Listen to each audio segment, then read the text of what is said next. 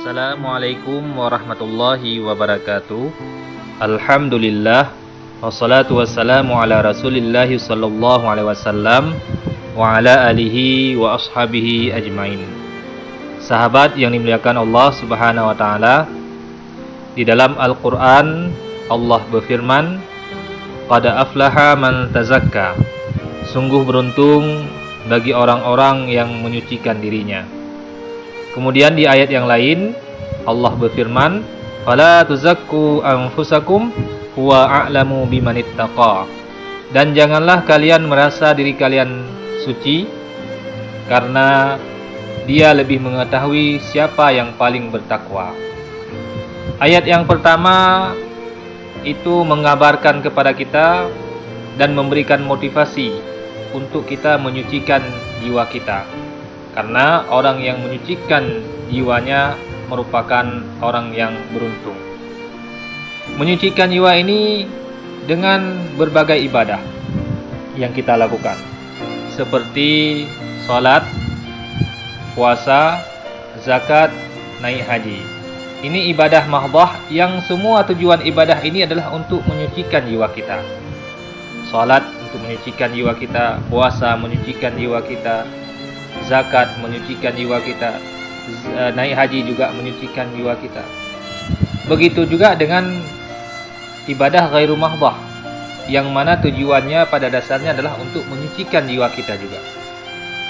Seperti melakukan perbuatan-perbuatan yang bernilai pahala, misalkan memindahkan paku di jalan karena kita khawatir nanti kecelakaan orang, ataupun memberikan bantuan kepada orang, atau memudahkan urusan orang lain, ataupun dengan berakhlak-akhlak yang baik, itu sudah tujuannya adalah menyucikan jiwa kita.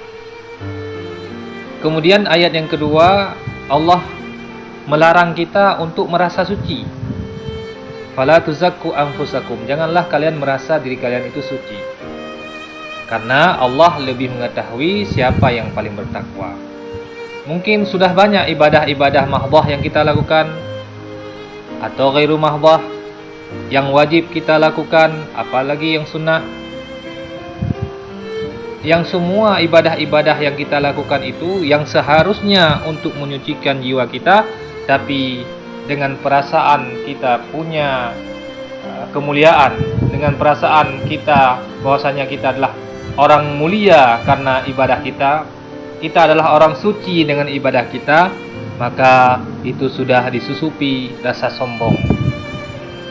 Lebih baik seseorang itu, sebagaimana kata seorang ulama, dia tertidur sepanjang malam, kemudian ketika dia bangun pagi dia menyesali kenapa dia semalam tidak bangun tahajud, dibandingkan melakukan sholat tahajud tetapi ketika pagi harinya dia punya rasa ujub, rasa ta'ajub, kagum diri karena sudah melakukan ibadah tengah malam.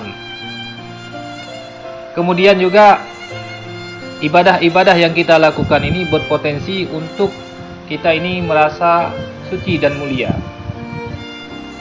Seperti ada cerita seorang ulama, dia sudah lama bertapa atau berzikir, dia mengasingkan diri, uzlah daripada manusia di atas bukit.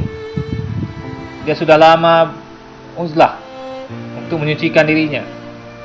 Kemudian pada suatu hari dia ingin turun ke pasar, ingin membelikan belanja yang sudah habis.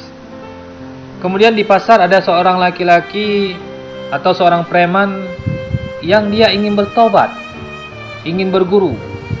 Kata orang-orang yang ada di sekitarnya, kamu kalau ingin berguru pergilah ke seorang ulama yang sedang bertapa di bukit tersebut. Si pemuda atau si preman ini pergilah.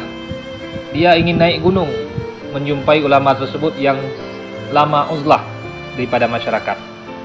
Naik ke gunung, seorang ulama ini juga turun dari gunung. Jalan setapak, berpas-pasan berjumpa. Seorang ulama ini berjumpa dengan preman, preman ini berjumpa dengan seorang ulama tersebut. Di dalam hati preman ini, dia kagum melihat ulama ini, dia senang, sehingga dia merasa dirinya sangat hina di depan ulama ini. Sedangkan seorang ulama ini, dia merasa dirinya adalah orang yang mulia, merasa dirinya adalah orang yang banyak ibadah. Karena jalannya setapak, dia tidak mau mundur. Dalam hatinya, saya lebih mulia. Sedangkan si preman ini dengan penuh kehinaan, dia merasa hina dirinya berjumpa dengan seorang ulama sehingga dia mundur. Dia memberikan jalan kepada ulama tersebut. Ketahuilah sahabat semua, di situ Allah memuliakan si pemuda tersebut dan menghinakan ulama tersebut. Kenapa? Karena di dalam hati ulama itu punya rasa sombong, punya rasa dirinya adalah orang yang mulia. La yadkhulul jannata man kana fi qalbihi mithqalu dzarratin min kibrin. Tidak akan masuk surga seseorang yang ada di dalam hatinya sedikit rasa sombong. Sedikit saja punya rasa sombong, maka tidak akan dimasukkan ke dalam surga. Walaupun dia beribadah dengan ibadah yang sangat banyak, tetapi tetap dia tidak diberikan surga oleh Allah karena ada rasa sombong di dalam hatinya. Yauma la yanfa'u malun wala banun illa man atallaha biqalbin salim, yaitu hari di mana tiada manfaat harta dan anak-anak kecuali orang yang mendatangi Allah dengan hati yang selamat, yaitu hati yang tidak ada rasa sombong, hati yang tidak ada rasa dendam, hati yang tidak ada perasaan mulia di dalam dirinya. Semoga kita dihindari dari penyakit hati yang demikian. Kita berselawat kepada Nabi sallallahu alaihi wasallam dengan Allahumma salli ala Sayyidina Muhammad. Hadanallahu wa iyyakum ajmain. Assalamualaikum warahmatullahi wabarakatuh.